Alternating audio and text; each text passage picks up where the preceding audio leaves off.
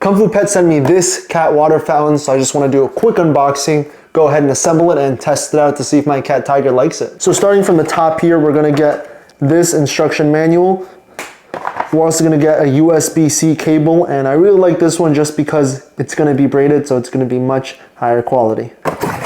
And then right here, it's going to be the fountain itself, and there's nothing else in the box. So here's a closer look at the fountain, and it is going to be made up of a few parts. So starting at the bottom, we are going to have this stand, which is removable. We just have to go ahead and rotate it clockwise, and it comes right off, just revealing this part here. And you don't have to use this, you can leave it like this, but of course it's a lot better to go ahead and use the base. And there I can lock it back into place.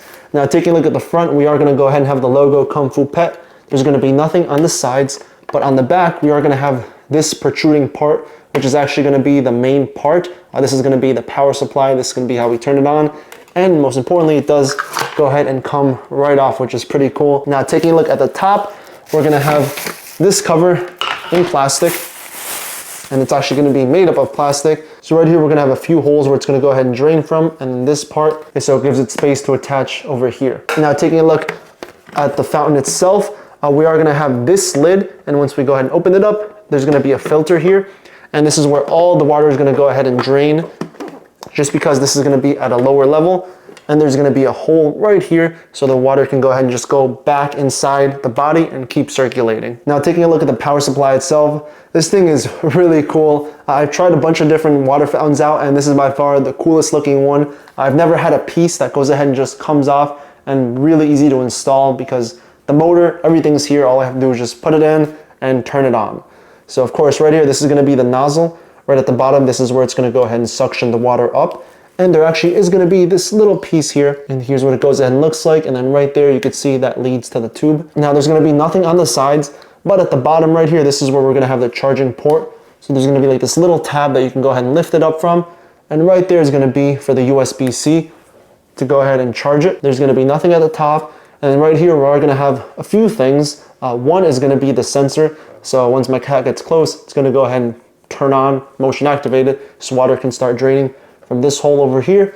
And of course, the most important part to actually make it work is the button to turn it on. So once I go ahead and hold it, it'll go ahead and turn green, just like so.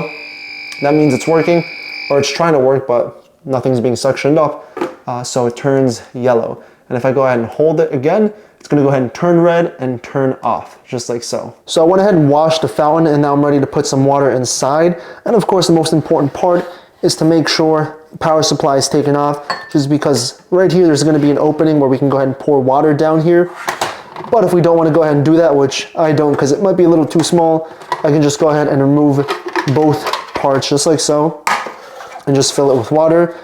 And here's the space. Now this is going to hold up to 2.5 liters, but for now I'll just use a cup of water just to go ahead and test it out.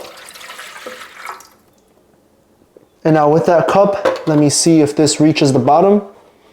And it does reach the bottom. So here we can see even with about 8 ounces of water left, it still is enough for it to go ahead and suction it. So now I can put both parts back just like so. And now it's ready to be turned on. So I found a spot for the water fountain over here, right next to my water tower. So now I just want to go ahead and turn it on and see how well this works. So if I just go ahead and hold the button, it should go ahead and turn green. Yep, it's green, and there's just water pouring right out. And of course, it's going to go down these holes here. It's going to go down to the bottom section and go ahead and just drain down the filter.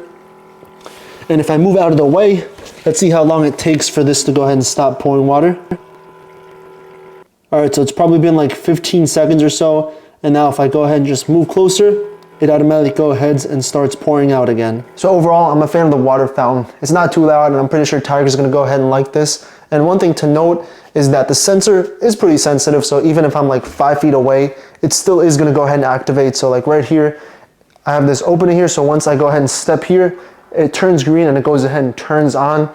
So if you don't want it to go ahead and constantly turn on, make sure it's in a path that you don't always go ahead and walk through, unless it's your cat or your dog that you want to walk through there.